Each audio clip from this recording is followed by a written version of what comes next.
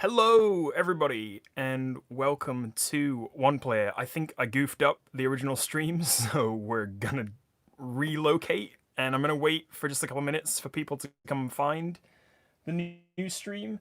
Sorry for that. I'm not exactly sure what happened, but yeah, here we are. We're live, and that's just what we have to deal with, I guess. So we are today gonna talk about not the various shades of purple dice that I own, but we are going to talk about some solo collection must-haves. And yeah, so I've got a pile of games off that way. I've got my computer off that way, so I can kind of try to keep an eye on the chat. And yeah, we'll get started in like a couple of minutes. I just want, like I said, a chance for people that were waiting on the old stream to get over to the new stream, because I think I literally like hit the close button as soon as I hit the record button. So it's top quality live streaming there. Yeah, I hope everyone's doing well. Happy whatever day it is, Tuesday.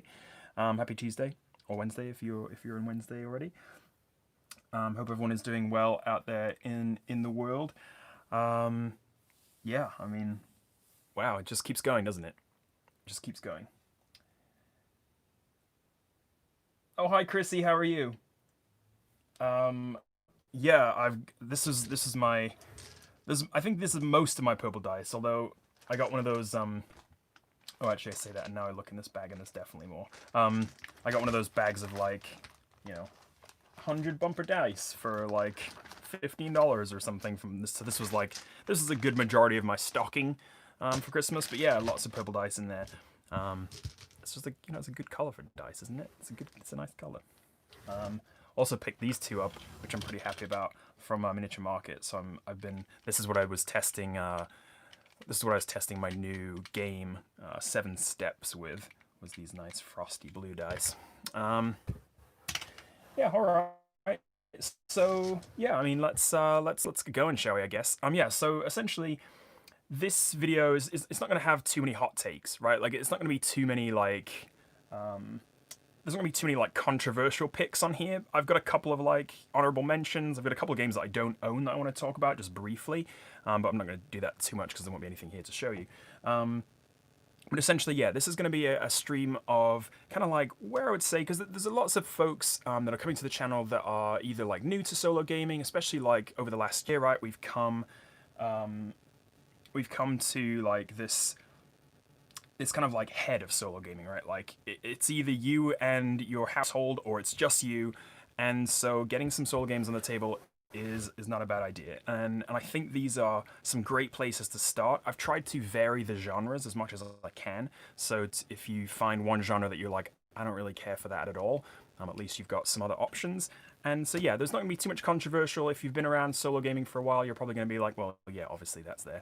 And that's going to be the list. But you know what? We're going to take it away, and let's just get into it. I think if you ask, like, if you're on the solo board gaming Reddit and you go to one of those threads, it's like, what's the best solo game? Or like, where should I start solo gaming?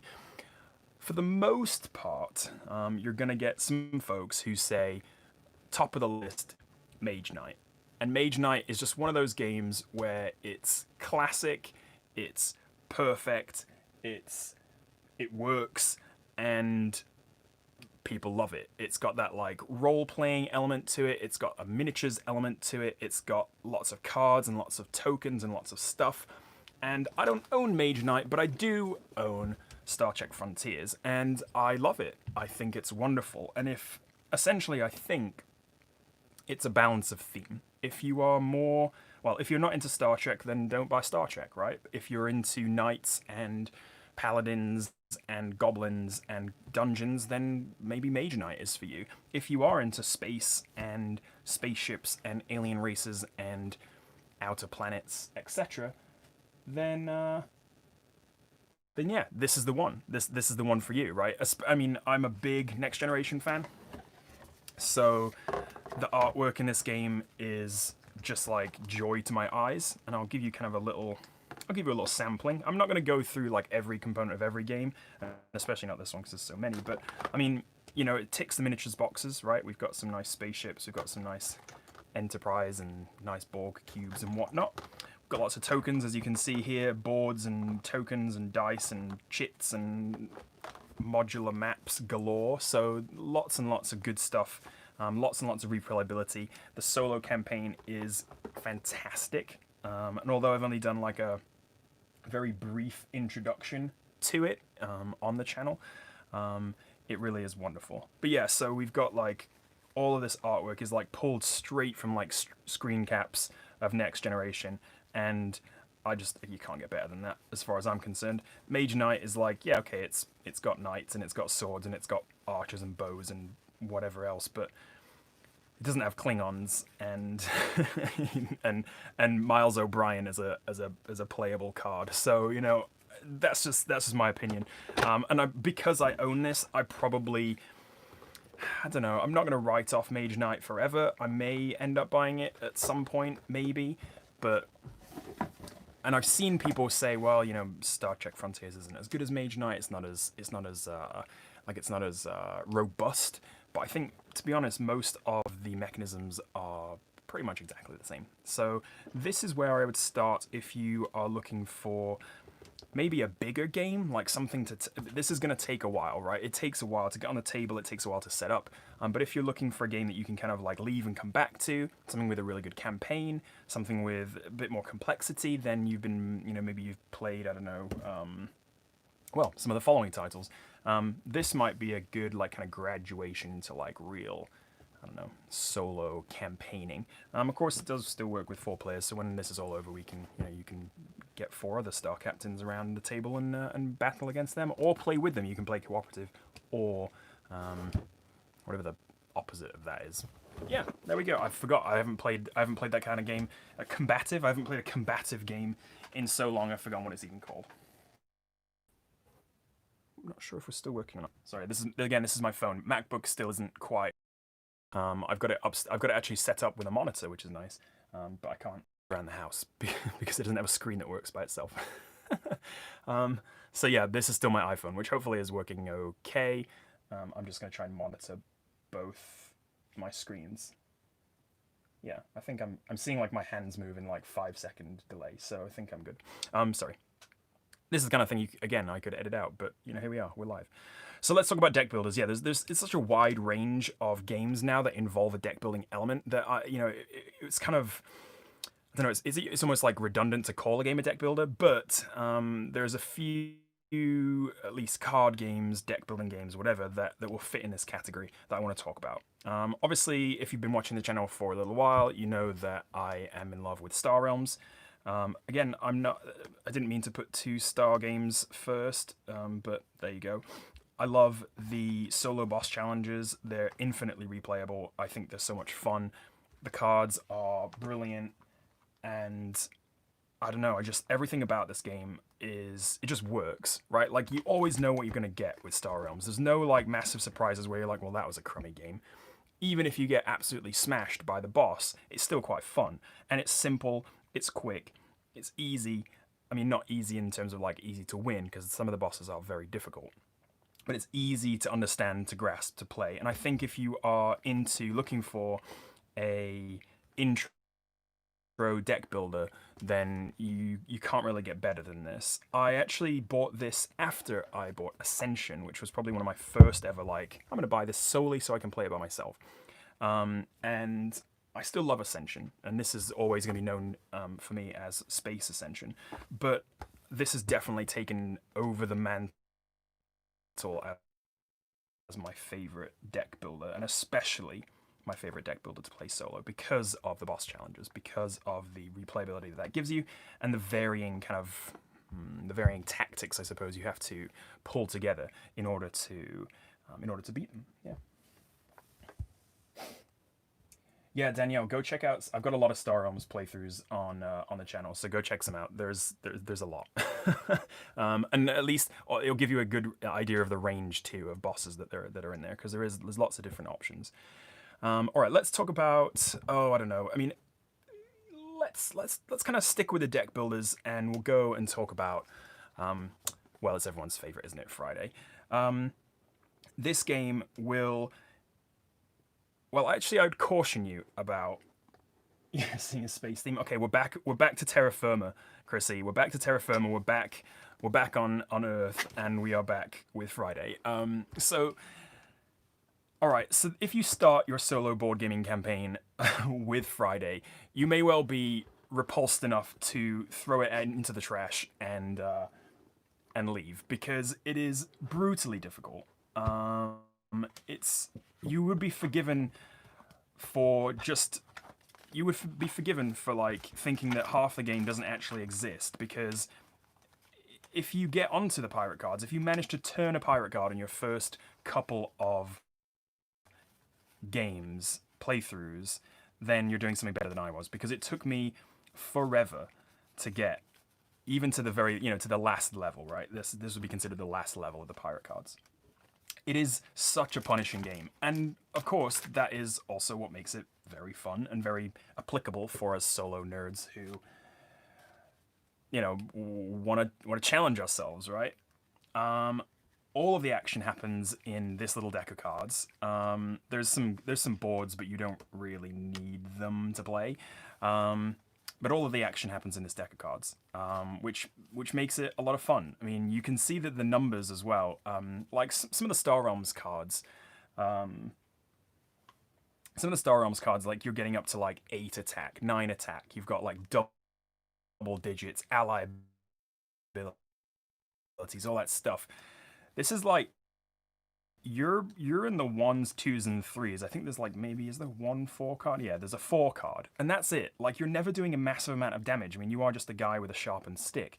But this like massively powerful deck, you're always just scraping by, and I think that's quite it's thematically it fits, right? I mean, of course, like Robinson never did manage to build his mech suit.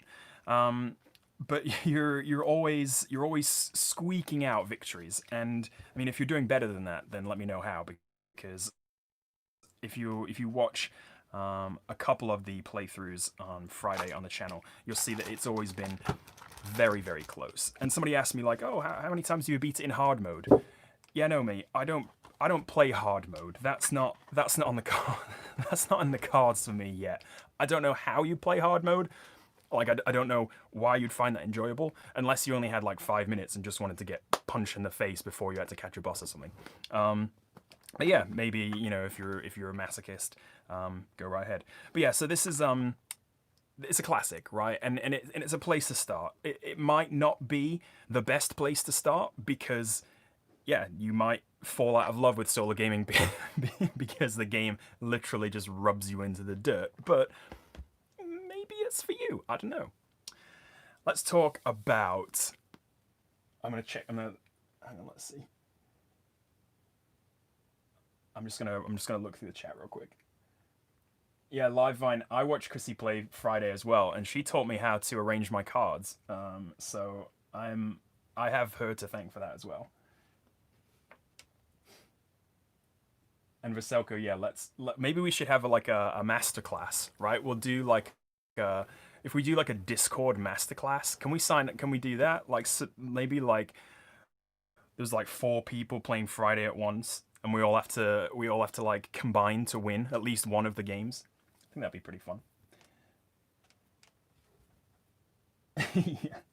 Yeah, let's do it. All right, good. Oh, Socrates, you're in for one. D100 dungeon. Let's go. I want to hear all about that.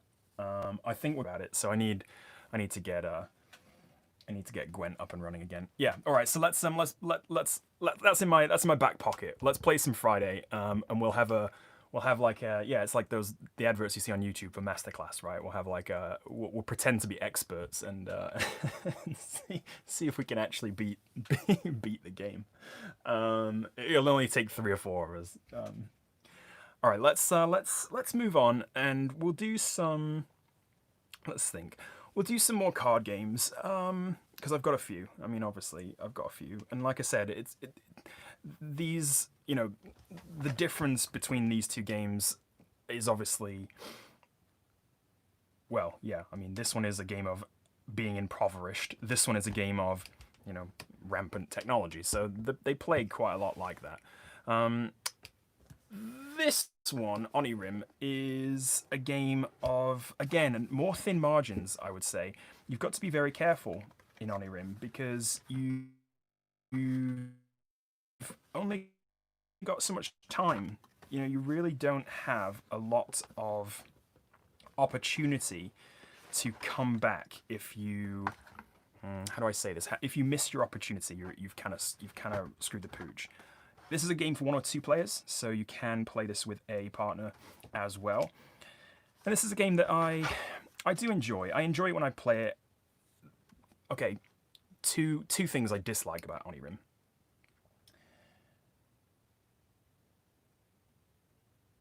Yeah, Diaz, I agree. Two things I dislike about Onirim. There's so much shuffling. It's so much shuffling. So the mobile game, even though it's kind of like blasphemous to say it, the mobile game does really help in that because you click and it's reshuffled. Veselka, you're also right because there are 7 expansions in this box, and you can combine them all together, or add one, or add another, or add 2, or add 3, or add 4. So there's so many different ways of playing, and so many different little rules you can add to Onirim to make it really like kind of customizable to the way you enjoy playing. Like I loved playing the towers, and I loved playing what's the other one? I like the glyphs, but I didn't like the dream catchers really, and I didn't like what's the other one? This one I think I've played. Yeah, I didn't like these. Too complicated. Like, I don't want to have to look at all this stuff. Like, no. Towers, though, lots of fun. Glyphs, lots of fun. Really easy, or not easy again. Easy to understand, easy to play, hard to beat. Difficult. It is a very difficult game. 128 different combinations. All right, I'll take your word for that, Vaselko. I'm no mathematician, but that sounds about right. Maybe even more. I don't know. What is it, like factor 7 or something? Is that how you do it? Yeah, I'm out. I'm out of my depth. I'm speaking nonsense. I do love Onirim. I mean, it's a nice game. It's again, it's one of those which is like, it's familiar, it's straightforward to set up, it's quite simple in its play, and yet challenging in its design. So I think that if you're looking for, who does this fit? I would say if you're looking for a challenge, and if you're looking for a game that, yeah, either like if your partner can play it, or if they're not available, or like you said, you're stuck at home by yourself, you want to play by yourself, Onirim would be a decent place to start. But maybe get the app first. Who knows? Maybe get the app first and see if you like it. Or not. Get this first, see if you can deal with all the shuffling, and then get the app and see if you want to sell this on eBay. But yeah, Onirim. It's a classic, and it has to be on the list, right? It's a classic. It has to go.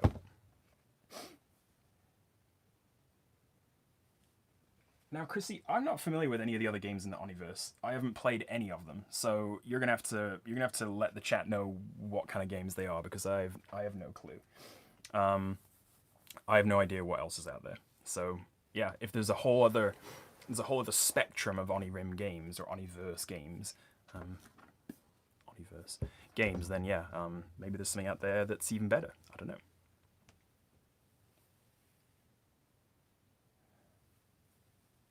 You unsleeved and bought a second copy for when the first is okay. Well, that is a resounding endorsement. That is a resounding endorsement. If you had to unsleeve the cards and then sleeve them back, sleeve another copy because you shuffled them too much, yeah, that's resounding. All right, let's talk about. All right, we'll do one more card game and then we'll move on to something a bit different because, again, where it all started, at least for me, was with Lord of the Rings, the card game. This is one of the very first games that I ever played by myself, and I just think it's perfect. It's almost perfect. Okay. Again, it's theme reliant, right? So if you're like, I hate Lord of the Rings with every fiber of my being, then this might not be for you. It's not linked hugely to this is my play sheet, or at least one of them. It's not linked hugely to to the movie, so it's not like you've got like pictures of Elijah Wood.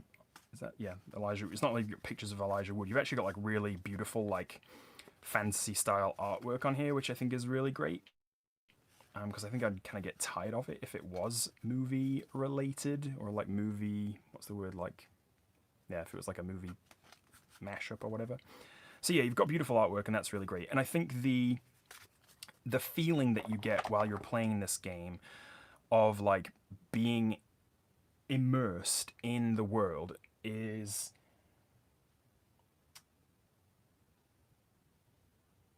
oh, bye Visoko. Have a good rest of your night. Yeah, the feeling you get of being immersed in this game is just wonderful. Like it really feels like it can feel like a slog, and it can feel perilous, and it can feel terrifying. And that's just a great thing to feel when you're playing games, as far as I'm concerned. If you're a solo gamer, you're looking for that experience, I think this is a great place to start. Of course, lots and lots of cards, lots of tokens. I wouldn't call this a deck builder by any means, because even though you are drawing cards, it's more of like you're drawing cards into your hand, and you're not really like, although you do build decks to start the game, it's not a game mechanic. So I'm not going to call this a deck builder. I'm going to call it like more like an adventure game. But yeah, I mean, just gorgeous artwork, really cool factions, the ability to, and this hasn't appeared on the channel yet, but the ability to add more quests, more cards, more factions into your deck, or into your game, is going to keep it, I mean, I think there must be dozens of expansions to this game at this point. And so, I still haven't played with this. I still haven't played with this deck, but this is a Bilbo Baggins Sign of Gollum adventure. So there's different objective cards, and people end up with with boxes and boxes and boxes of these things. It's like a Magic the Gathering kind of, it's a living card game, so it keeps on going and going and going, right? So yeah, I mean, I think that's the thought of trying to collect all of the expansions to me sounds horrendous and very expensive. But at the same time, for I think this is like $15 for like a pack. So like, and you get a brand new mission and a brand new set of cards. That's a nice way to like, keep an old game fresh, if you will. Yeah, these are my little minis that I printed out many moons ago for this game. They don't look too bad. This is my Gimli. Yeah, it looks alright actually. This is when I found out that you can actually like print half decent minis on like a kind of a cheap 3D printer. So there you go. It's possible. Alright, let's put all this back, and we'll talk about something else that isn't card based. How about we go for I'm gonna move this away here. How about we go for let's see.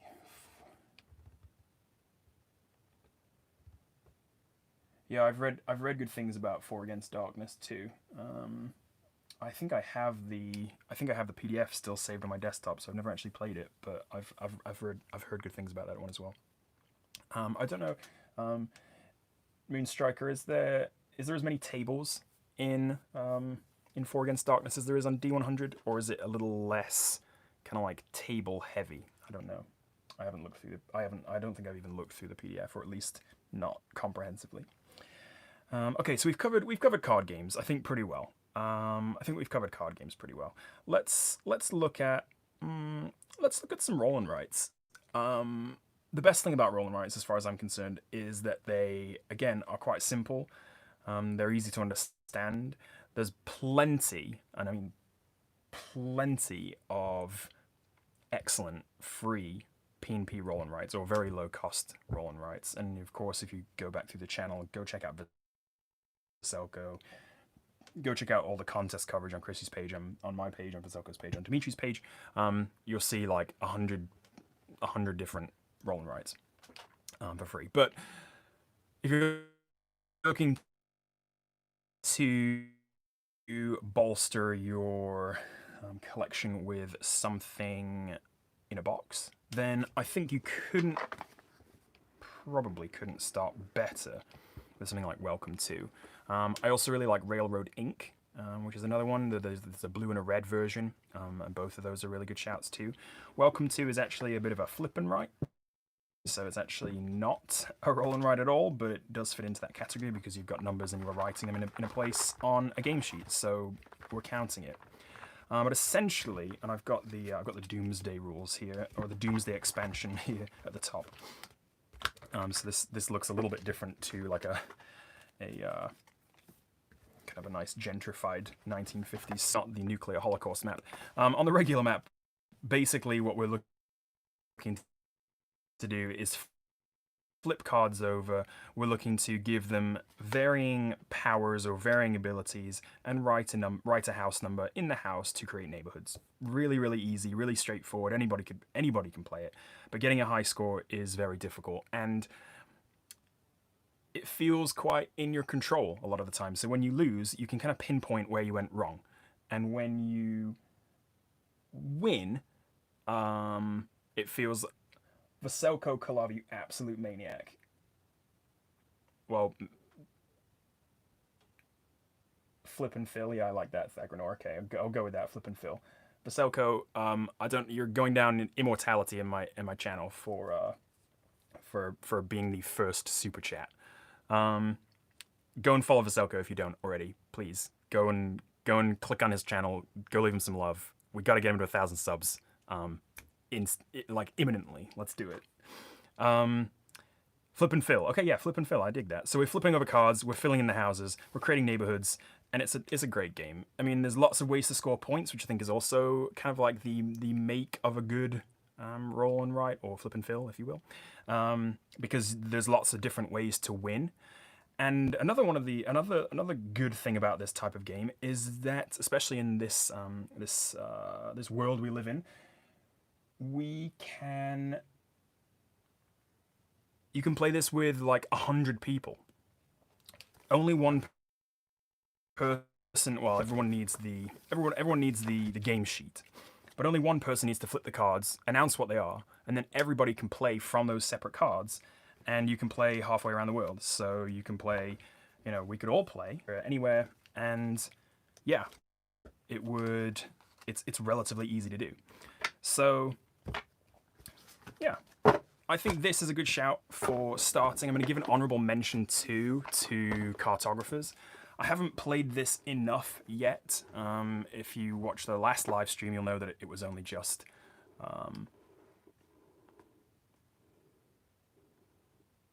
Thagranor, goodness me. All right, you're in. Wow, thank you. Honestly, thank you very much, guys. I'm a bit overwhelmed. Thank you. Yeah, that's amazing. I haven't played It's a Wonderful World, but I need to. It's on my wish list. So it's one of the games that's on my wish list still. And thankfully, now that wish list has been slightly shortened over Christmas and birthday, maybe that's on the way. Yeah, so I haven't played Cartographers enough to really give it like my full seal of approval, but I have played it enough to be like, yes, this is a great game, and it's well worth the purchase. So yeah, go check this out. Go check this out as well. Again, there's an app for this one. I'm not sure if there's an app for Welcome to. Maybe there is. I can't remember now, but there definitely is for Cartographers. And I remember someone on the Discord was saying that it's like they do a really nice job with the animations, the music, everything looks really good. So that's excellent, and you can't hope for anything better in terms of a digital adaptation. But yeah, I'm very excited by this game. I like I said, I'm not quite at the point where I'm like willing to like stake my life on it, and I'm not ready to record it for the. Yeah, awesome. Okay, welcome to New Las Vegas. I think is that a full like standalone expansion? Does that require the base game? I can't remember, because I know there's a lot of those little packs where there's like, there's little packs where you can like get a little pad and there's only like 2 extra cards, which is what that Doomsday expansion is. But I think the Las Vegas one is standalone, isn't it? You have to tell me. All right, so we're getting down to the end of the list. Let's see. We've got a few games left, so let's chat. I would say, so we've covered deck builders pretty much. We've covered some nice card games. We've covered some roll and writes. We've covered some adventure games. I'd say the next kind of category that I'm going to look at is a bit more along the a bit. Well, I'm just gonna grab this. I think that this, for me, feels like such an old school gaming experience. It feels like it's if you've watched the live streams or the playthroughs on the channel, you'll know that I'm a big Sherlock Holmes consulting detective fan. I think it's so well done. It's challenging. It's quite difficult, but it's I mean, and it obviously, any adventure like crime solving game is going to suffer for replayability. But to be honest, I mean, what have we got? 1, 2, 3, 4, 5, 6, 7, 8, 9, 10 cases in here to play. We've got lots and lots of papers. We've got lots and lots of clues, and those 10 cases are absolutely chock full. I mean, there are probably at least 2 hours playthrough time each, maybe more, I would say. Especially if you're going solo and you don't have like too many other people to help you. These are the Jack the Ripper murders, which is also, of course, like a exceedingly fascinating time in history, and they do stick quite well to the history of the thing. And I'd say that this is a really nice choice for folks who are looking for maybe a bit of role playing, maybe looking for a bit of like graduation from like a choose your own adventure book, right? Oh my gosh, Chrissy, I'm gonna kill you guys. You gotta stop. Well, thank you. Thank you guys. I really appreciate it. You guys are amazing, and I'm dying. I'm getting all like flushed around the face. It's a bit weird. I'm glad I'm not on camera. Yeah. So this. Yeah. Thank you. I don't know what else to say. Thanks. This game is it's just high quality, right? It's just like really well done. Beautiful writing, excellent storylines, really cool. Oh, you've got the blue box. Yes, love that. Chrissy, you're up. If if I cop it, then you're the next in line, I think. You're next in line for the Discord. Yeah, so this I would say you cannot get better in terms of a storytelling experience.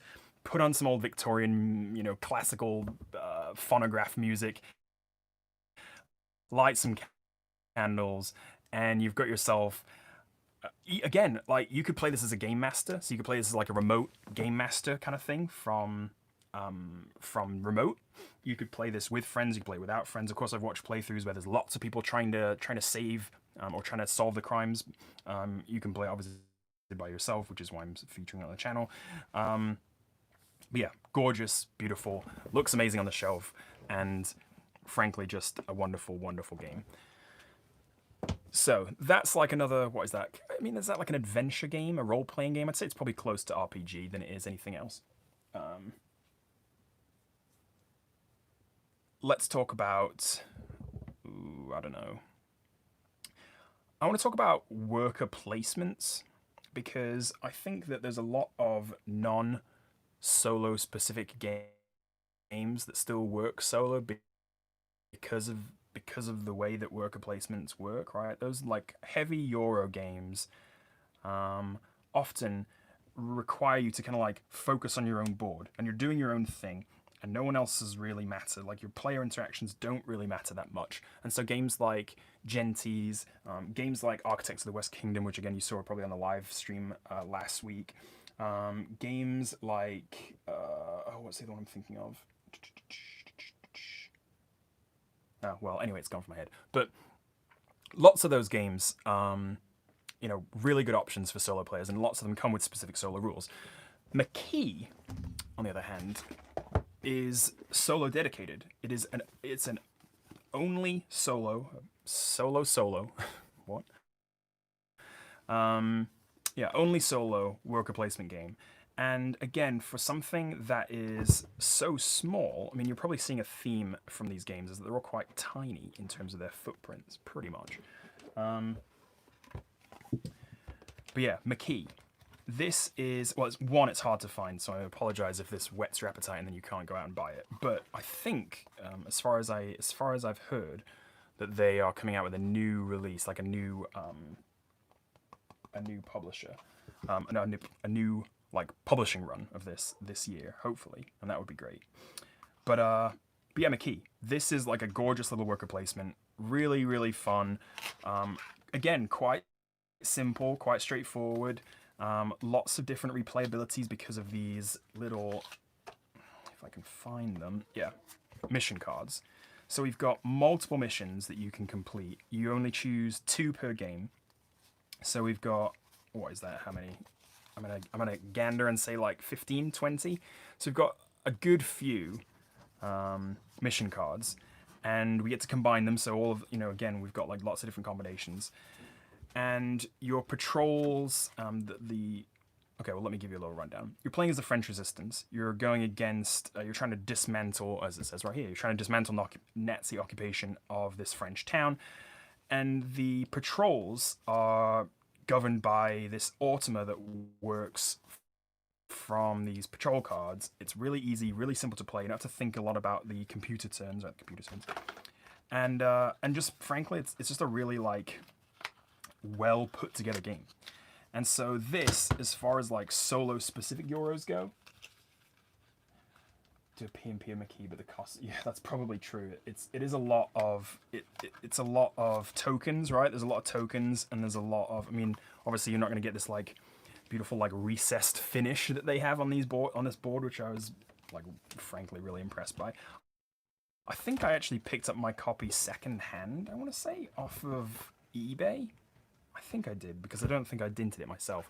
So I don't know. Keep your eyes on eBay if you want to pick this up. But I just think it's a wonderfully like, like when you read like, it's like a haiku. It's like a haiku of Euro games. It's like this like beautiful, short, concise, just like gem of a game that just you set it up and you play it and you take it down, and only half an hour has passed, but you forget that because in the moments you've been playing, again, it's one of those where I'll put like nice like French music on my headphones and like play it while I'm listening to like French classical music or whatever from the 1930s. But yeah, it's just gorgeous. The components are great. Obviously, if you PMP it, like like you said, it's probably gonna get expensive if you really want to make it as high quality as you can.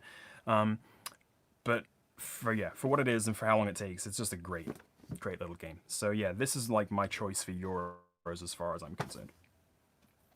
So I'm gonna keeping flicking back and forward between the chat. Just want to. Cards themselves look like a nightmare to PMP design. Yeah, they're not too bad. All the stickers to make a board. Oh yeah, that's a good idea. To make a dual layer. Yeah, that's actually that's a pretty cool idea. I think I wonder if the Game Crafter has something like that to make like a dual layer board. I'm not sure, but the Game Crafter might be a place to check it out, because as long as you've got all the files and you don't publish it, obviously, like you're not going to publish it to try and sell it yourself. But yeah, like you said, Thagranor, like it's not too expensive. It's like if you can find it, I think I bought my copy for like $25 on eBay, so it's like not crazy. Publishing company is Side Room Games. Game by Jake Staines. It's a Side Room Games. Yeah, but definitely worth a look. All right, I've got 2 more. I think 2 more. Yeah, probably about 2 more. Let's talk about dice. Yes, my arch enemy. Although actually recently, let's be honest, I've been getting pretty lucky. Although there was some questionable throws in the last couple of One Deck Dungeon episodes. We've been doing okay. But if we're going to talk about dice, well, I suppose I should talk about One Deck Dungeon. I keep flashing this like as a little giveaway. But we should talk about One Deck Dungeon, shouldn't we? I mean, this is quickly becoming one of my go-to games. If I've got 30 minutes, I will be getting this out. Like it's so much fun, and there's so much in this tiny little box. And if you think that I've made I've actually made 4 videos so far, so for a total of about 2 hours, right? Just thereabouts. You still haven't seen the 4th one because it's still locked on my hard drive. But if you think about that, we've only played the warrior, right? And we've got 4 more characters that we could be playing. We've got 2 more bosses that I haven't even faced yet. And the app for this works really. Yeah, that's true, Moonstriker. I really love the One Deck Dungeon app too. It's really, really great. The interface is phenomenal, and it actually really helps when you're trying to set it up on a table to kind of replicate the app. Like you replicate the app layout on your table, and it actually works really well. But yeah, so the replayability I feel like with this game is fantastic. All of you've got these character sheets which you can keep upgrading, as you've seen if you've been watching the playthroughs. You've got all the different boss dungeons to explore. You've got all the different characters to play. And then there's expansions for this too, right? I think there's like a forest expansion or something like that, which Forest of Shadows, yeah. There's a little green leaf here in the rulebook. And of course, the game's about dice chucking. So if that's not your thing, if you're not a dice fan, then you're not a dice fan, and that's fine. But I think there's enough dice manipulation in it to also have it whether you're going to roll a bunch of 6s, which I think is obviously something that's very helpful when you're in a dice game, because you don't want to just be like you don't want to roll a 1 and just be like, well, that's the end of my turn, and that sucks. Like, you want to roll a 1 and be like, okay, how can I use what I've done to, how can I use what I've built up so far to, mitigate this one? And I think that makes for a phenomenal game, and I love it. Yeah, quickly becoming one of my favorites. I've only had this game for, I don't know what, 6 months, maybe? Maybe a bit longer. I don't know. Maybe since the start of the year, or start of last year. But yeah, anyway, One Deck Dungeon, I mean, if you haven't watched them, go watch them. Go watch the playthroughs on the channel, because they are brilliant. Well, I mean, I'm not saying my playthroughs are brilliant, but the game is. My favorite's the Warrior too. I've played the Rogue a lot on the app, and I do like the Rogue, but my favorite for chucking dice and just trying to smash through things is definitely the Warrior. I think it's just a lot of fun. I mean, I often choose that character, I think, when it comes to playing games. Maybe it's just the simplicity. Even in One Deck, not One Deck, even in D100 Dungeon, right? I chose I didn't learn spells. I just chose to try and punch stuff. Although I guess I was quite agile. Supposedly quite agile, although I do remember stubbing my toe quite a lot. Anyway, the spoiler's already out, so we're going to talk about one last dice chucking game, and then I think we'll call it. We should. One Deck. Okay, One Deck Galaxy's a bit more. Crossing blow plus dodge plus invisibility. Yeah, that's true. Although isn't invisibility, isn't that a potion? I can't remember now. Because invisibility is the one where you can just sneak past everything and not have to worry about actually facing anyone. Yeah. So anyway, let's talk about Hostage Negotiator. Again, theme might be not for you. It's, I think, the one we played on the channel. So there's 3 scenarios that come in this box. There's one where it's a college. It's a bit, I don't know about this one, but it's a college professor who's she didn't get promotion, so she's so mad and crazy. That's a bit I'm not super keen on that. It's bordering on a bit sexist as far as I'm concerned. But the other one, or should I say the other 2, one we've got you're plain old terrorist, that's fine, easy enough. And then the other one is this guy's oh, where is he? The one we played on the channel is, yeah, this guy. Good lord, it's horrible. He's taken a hostage. He's taken a hostage in a hospital because he can't afford healthcare for his son. That's not the kind of thing you play just as a light afternoon snack. But it does make for a very good game, and it does make for interesting choices too. Because of course, when you're facing off against Arcane Masua, this cutthroat gun-wielding terrorist, you're much more likely to make certain decisions than you are when you're playing against Edward Quinn, whose son is on life support, or again against Donna Scarborough, who why do they make her look like this? I get what they're trying to do, but you just look it. Yeah, I don't know, whatever. Anyway, so this game is very reliant on dice rolls, right? It's very reliant on chucking the dice and making them good. Not as much. Oh, was that a package going up there? Yeah, I think so. Don't know if you can hear the dogs howling through the ceiling, but anyway, they're upstairs, like making a noise. It's hostage eliminator. Yeah. That's one way of. that's one way to do it. That's one way to do it. Get through the game nice and quick. But yeah, there's what else to say about this? I mean, it's a great little game, right? It's a nice kind of quick playing. Again, quite simple on the face of it, but there's a lot of strategies, a lot of tactics. Not as much dice manipulation as with One Deck Dungeon, though. So like you are really beholden to if you get a bad roll, that can end your game, and that is quite frustrating. But not too difficult to set it all up again and start again. So take it or leave it, I guess. I think the mechanics of the conversation are actually really interesting and quite fun. I think that thematically that can sometimes lose itself a little bit, especially when you're playing like the same card over and over again. So like you're like, I'm coming in to talk. Next turn, I'm coming in to talk, and it's like doesn't really make that much sense as far as like true I mean, I've never been a hostage negotiator, but I don't think that's how it works.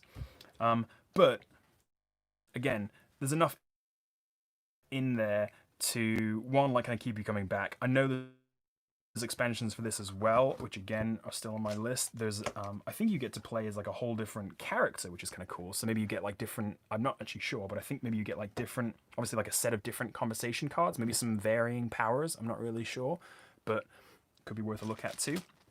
And yeah, just like a solid little game. And as for most of the games we've covered in this little live stream, lots of solid little games. Nice, kind of quick. Not too much, monetary expenditure in terms of picking these games up. Hopefully, not too much by way of like setup, tear down time. And I think those are the things. Because I think those are the things that like can really put people off about solo gaming, right? It's like, well, I've got to like set up this game and then like. Just like, it's a slogger to play all by myself, like, and I think these games, which are the simple, easy to play, easy to manage, not difficult to understand, but challenging, that's where solo gaming like really earns its keep as far as I'm concerned. So yeah, let me just do like a reverse rundown, I guess. So we've got, I'll put them in right to left. So we've got Hostage Negotiator, One Deck Dungeon, we've got a little bit of Maquis. I'm going to slide them off this way. We've got a little bit of Cartographers.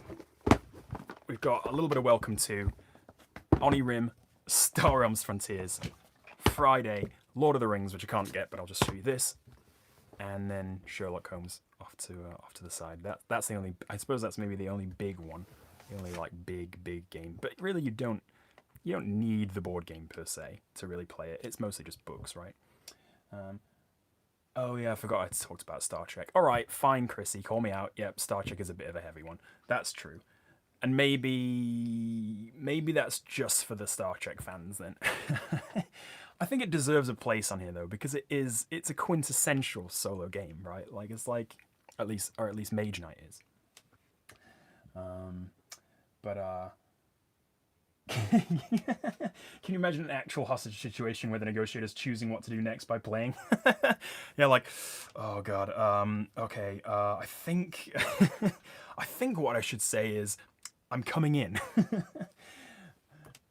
You know what? I looked at Final Girl. I should have probably backed it on Kickstarter. I think I chose to back something else over it. I can't remember what it is now.